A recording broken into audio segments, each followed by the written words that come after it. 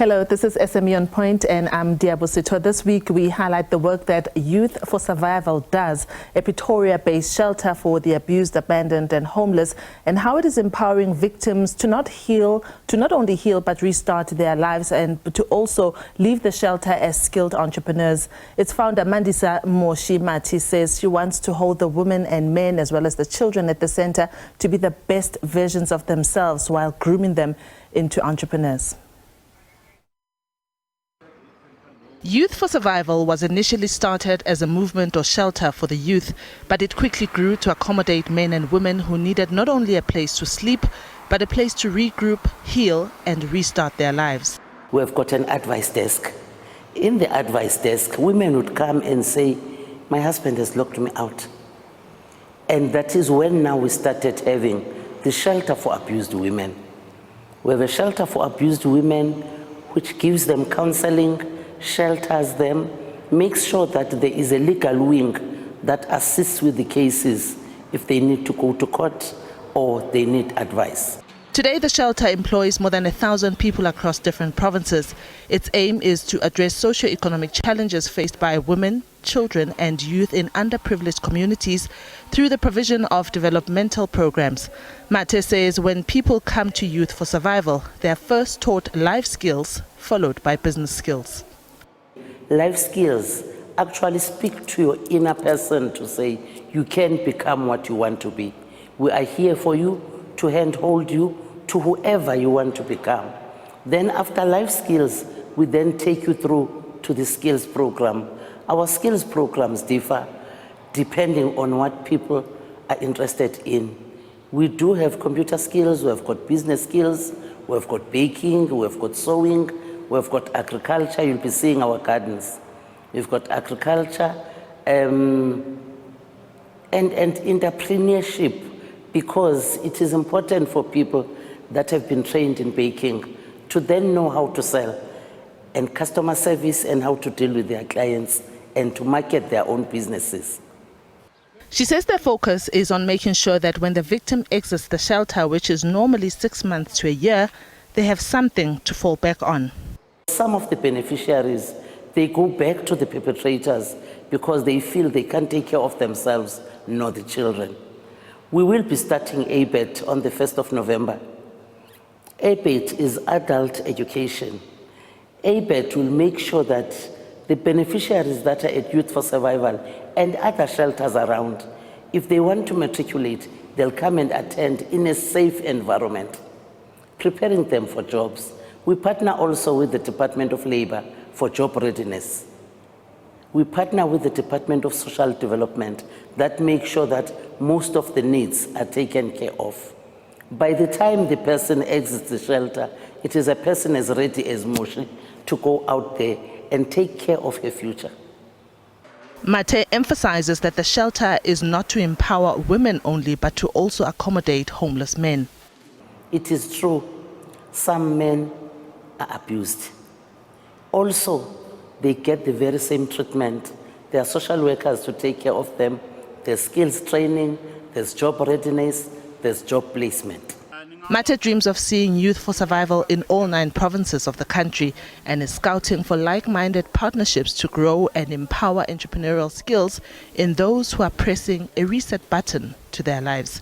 Rossiter, SABC News, Johannesburg. Thank you so much to Youth for Survival for sharing their story with SME on Point. Remember that our social media handle is at SME on Point, and we are on Facebook as well as on Instagram, and we'd really love to hear from you. So this week's highlight in the economic calendar was the medium-term budget policy statement, which was largely welcomed by the market. The budget touched on many points and topics, including government's plan to take over Sanral as well as Eskom part debts. And compared to the 2022 budget, the gross tax revenue estimate for 2022 to 2023 is projected to be 83.5 billion rands higher. The windfall will be used to lower debt and increase spending on health, education, and local government free basic services, among other priorities. But how does the small business sector feel about this budget? Let's hear from Garth Rossiter. He's the Chief Marketing Officer at Lulalend. Garth, welcome once again to SME on Point. Your overall impression of the mini budget? Thanks, yeah. Well, thanks for having me on again. Look, it's easy to be, I suppose, negative about what we're seeing. And we've said the same thing fairly regularly. But I think in the context of the global economy, I think all countries are going through similar high inflation and interest rate increases. So our SMEs are dealing with that. But when you add the consistent load shedding that businesses have to deal with, it's really a hindrance to their ability to trade. So I think in terms of the budget, I think the positive thing that we see out of that is that we've got more of a focus on energy and a focus on Eskom and getting that right. It is something we've heard a fair bit in the past, but I think for us, in terms of creating an enabling environment, that's exactly what we need. Yeah, let's talk about what government says in terms of this extra revenue that they've collected, saying that they want to focus on reducing the debt to GDP, which is projected to be around 71.4% 2022, and maybe moderating to around 69%. How do you think this will help in aiding at least to have a balanced fiscal position that will enable in turn to see the SME sector, being able to trade and, opening up economic opportunities? What are your thoughts about how this windfall is being used? Yeah, I think it's great. I think that fiscal consolidation is really important, 71% in the coming tax year. And then I think they said estimating 69% for the year after that. So the direction is good. And what that means is, in basic terms, the government will have more money to spend on the things that matter. So their debt service costs will come down, and they've actually got money to spend on things like fixing Eskom, which is what we see as really positive. It is really creating that enabling environment, and the government stepping back, making sure businesses can trade. And that's what our SMEs are seeing most of the time. Yeah. In previous mini budgets and even the budget itself, there were quite stark pronouncements made in terms of SME support. And this time we did not quite see them. It was more of the fiscal consolidation. Is there anything in particular that you think that the minister might have missed an opportunity on in terms of how the small business sector can be supported, particularly in a time where it is a recovery phase? There are those that are still recovering from the COVID and as well as floods that we saw and the looting in July last year. Yeah, I suppose it's quite difficult. I mean, I suppose I can hop on about the Eskom thing. I mean, if the government had any priority, that would be it.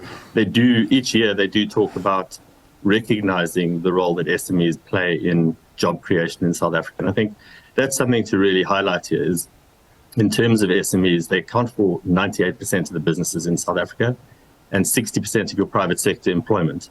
So in terms of GDP, it's between 40 and 50% of GDP for the country. So when we talk about creating an enabling environment, it's really just allowing them to trade.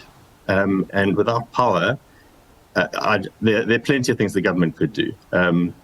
But for us, focus on the key thing. Focus on one thing that's really within your control, or should be within your control, to fix. And if you can get that right, then you can move on to the next problem. But there are obviously a lot of hindrances to doing business in the country at the moment. Power is the primary one. Yeah. There are some pronouncements that have been made about aiding or helping local government to be able to deliver free basic services. Service delivery has always been an issue in the country, but now knowing that government is making its priority and putting the money towards that, surely there's also a positive for the SME sector, because really, we are also now looking at water shedding, and if there's no consistent provision of services, it becomes a hindrance on its own, isn't it? Yeah, no, exactly. I couldn't agree more, Diaba. I think the big problem, I suppose, is short-term thinking. And if you're planning for the future, I understand the minister's in a difficult position in an ANC election year, and he's got to please a lot of parties. So he is stuck between a rock and a hard place. But any improvement in service provision, which is what the government really should be doing, it would benefit SMEs, would benefit the consumer in general. And I think that's what we need to be looking at. Yeah. If there's just one thing that you would like them for the Treasury to focus on in February during the budget, what do you think that would be for the sector, for the SME sector? Again, it would be the stuff that's in their control. So as I said, there are a few things like inflation, which is largely out of their control, and a lot of it's imported via oil, etc. Supply chain issues they can't really solve for us. But one thing that I'd like them to focus on is fixing the energy problem. I'm not the only one. I think the whole of South Africa would like that. Right. But that is really something which enables business, or at least doesn't hinder business. At the moment, businesses are really struggling with that. And we're seeing that in terms of a lot of the businesses that are applying with us are largely, our fastest growing sector is the renewables, which speaks to great demand. And we've got a super resilient SME sector, which is great. But we can't keep throwing problems at them. I think coming out of COVID, they've had enough to deal with. So it'd be great to see our electricity problem being resolved.